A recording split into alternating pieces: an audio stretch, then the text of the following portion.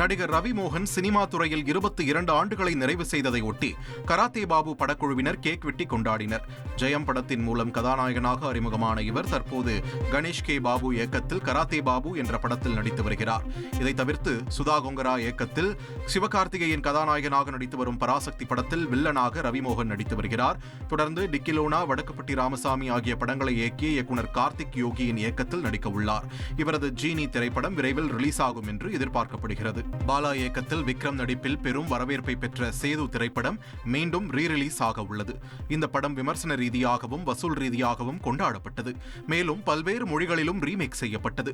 தற்போது இந்த படத்தை புதிய பொலிவுடன் மாற்றி மறு வெளியீடு செய்வதற்கான பணிகள் முழுவீச்சில் தொடங்கப்பட்டுள்ளன. டிசம்பர் 10ஆம் தேதி இந்த படம் வெளியாகி 25 ஆண்டுகள் ஆகும் நிலையில் இதனை முன்னிட்டு படத்தை ரீரிலீஸ் செய்ய படக்குழு முடிவு செய்துள்ளது. சினிமா உலகை ஃப்ரேம் பை ஃப்ரேம் படம் பிடித்து காட்டும் தந்தி சினிமா சேனலை இப்போவே சப்ஸ்கிரைப் பண்ணுங்க.